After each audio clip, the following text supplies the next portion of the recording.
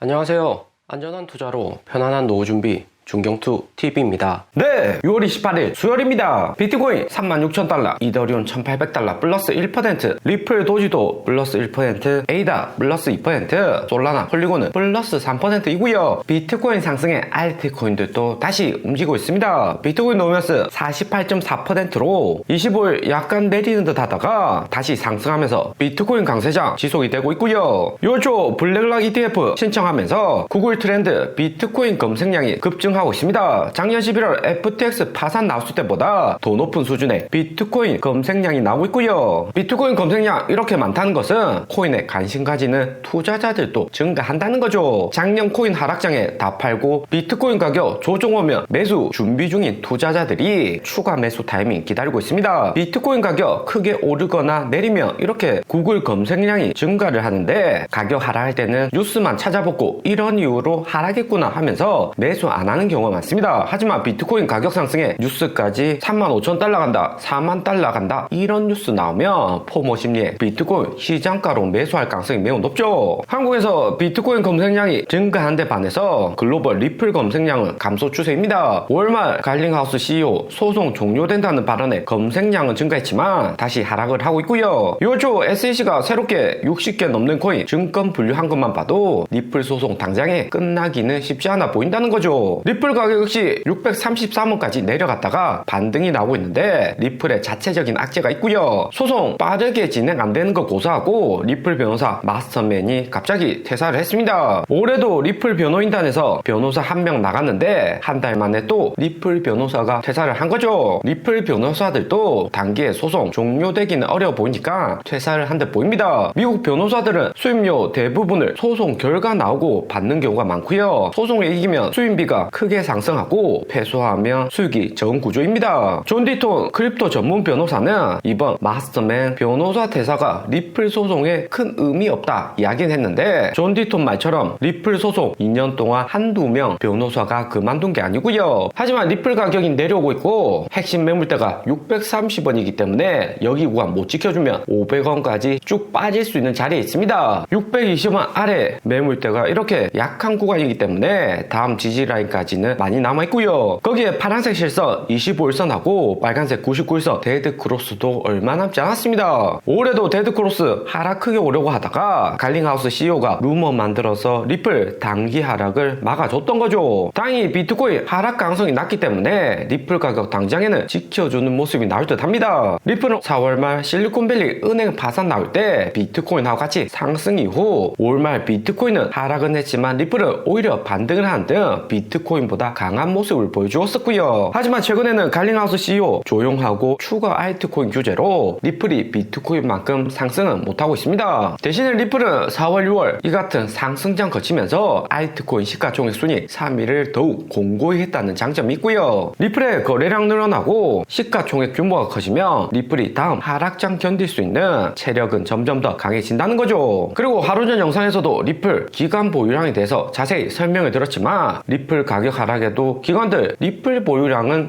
48밀리언에서 50밀리언으로 오히려 증가를 했습니다. 리플 차트만 봐도 매물대 당장에도 뚫릴 수 있는 위태위태하지만 비트코인 움직임에 따라서 리플도 재반등 가능성이 있다고 기관들 생각을 한 듯 하고요. 때문에 우리 개인 투자자들도 리플 하방을 보기는 하지만 일부 리플 홀딩을 하면서 분산으로 대응하면 좋을 듯 합니다. 그리고 비트코인 31,100달러까지 하락했다가 다시 상승 추세 라인 위로 올라서려고 하고 있고요. 글로벌 ETF 업계 1위 블랙락에 이어서 피델리티 업계 3위 ETF 회사가 비트코인 ETF 신청하면서 비트코인 현물 추격 매수량이 늘어나고 있습니다. 글로벌 ETF 시장에서 블랙락이 9.6 트릴리언으로 1등 규모이고 2위가 뱅가드 그룹, 3위가 피델리티이고요. 4위는 UBS로 올해 크리딧 스위스 인수한 기업이죠. ETF 회사 중에서도 피델리티가 가장 코인 산업에 적극적입니다. 2021년부터 비트코인 현물 ETF 주기적으로 SEC에 신청을 성장하고 있고 6월에는 EDMX 기관 전용 코인 거래소까지 설립하면서 어느 ETF 회사보다 공격적으로 코인 시장에 투자를 하고 있고요. 비트코인 구글 검색량 증가와 함께 글로벌 ETF 회사들 적극적인 이런 태도는 코인 시장에 매우 긍정적이다 볼 수 있습니다. 비트코인은 피델리티까지 ETF 신청하니까 다시 상승 추세 라인 위로 올라가려고 준비 중이고요. 검색 여기 상승 추세 라인 위로 비트코인 가격이 움직여야지 진정한 반등 시작된다 볼 수가 있는데 피델리티 호재는 블랙락보다는 크지 않고 나스닥 도움 없이는 비트코인 혼자 추가 상승하는 것은 제한적일 듯 합니다. 대신에 비트코인은 골든 크로스로 전환하는 핵심 구간에 위치해 있고요. 6월 초 데드 크로스 나오고 비트코인 하락 더 크게 오려고 하는데 블랙락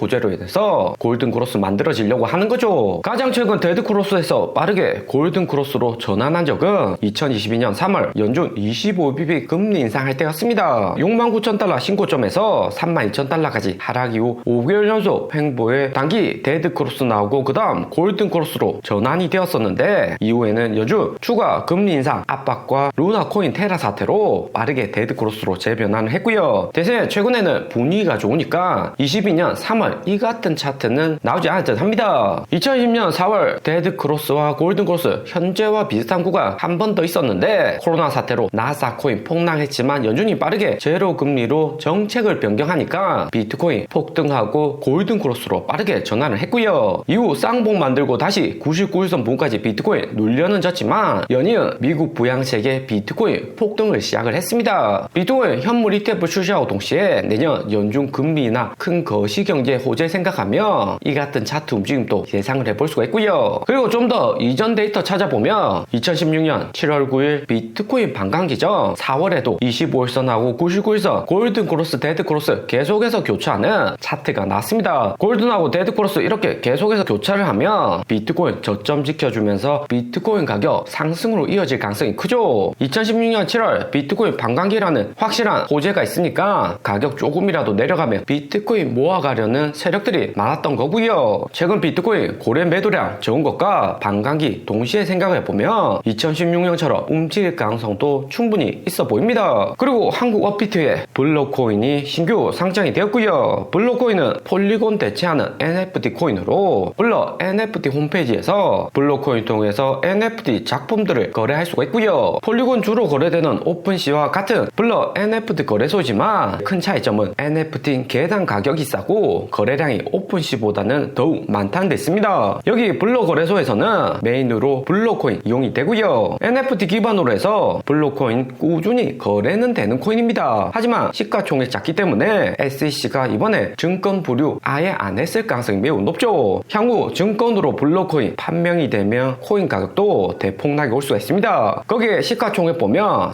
3,500억대로 여타 작코인들하고 비슷한 시가총액 규모이고요. 블록코인과 시가총액 비슷한 코인 보면 앵커로 2019년 코인 하락장에 상장을 했습니다. 체험코인 시작도 2021년 가장 호황이었던 불장과 비교해서는 상대적으로 약세장이기 때문에 분위기는 비슷할 듯 하고요. 블록코인도 앵커처럼 단기 상승으로 쌍봉 정도는 만들 수 있겠지만 결국에는 저점 2번 정도는 갱신하고 비트코인하고 같이 움직일 가능성이 높습니다. 대부분 작코인들 운명이 처음에는 좋은 코인이다, 새로운 기능이 있다 이렇게 이야기는 하지만 결국에는 비트코인, 이더리움하고 비슷하게 움직이는 경우가 많았고요. 아이오타 작코인도 시가총액이 6천억으로 비슷한 규모인데 2019년 상장 이후 줄곧 하락만 하다가 19년 비트코인 따라서 반등 이후 저점 2번은 더 갱신을 했습니다. 내년 비트코인 반감기에 21년 같은 이런 작코인도 대폭등하는 장 쉽게 오진 않겠지만 저점 대비 3배 정도는 작코인도 상승할 수 있는 장 나올 듯 하고요. 미국 우량주에 비해서 작코인들 장기로 보유하기는 어려움이 있지만 단타 수익에서는 작코인이 훨씬 수익은 좋습니다. 그리고 블록 경쟁 코인이 폴리곤도 비트코인 따라서 약간 상승했는데 증권으로 분류된 코인이라 이더리움 클래식보다 반등도 약하고 여전히 올해 1월 여기 구간도 쉽게 돌파 못하는 모습이고요. 개인 세력 할 거 없이 폴리곤이 증권으로 판명이 나니까 시장가로 전량 매도를 해줘. 오늘의 영상은 여기까지입니다. 좀 더 디테일한 투자 정보가 필요하신 분들은 커뮤니티로도 자료가 공유되니까 멤버십 가입과 구독 부탁드립니다. 감사합니다.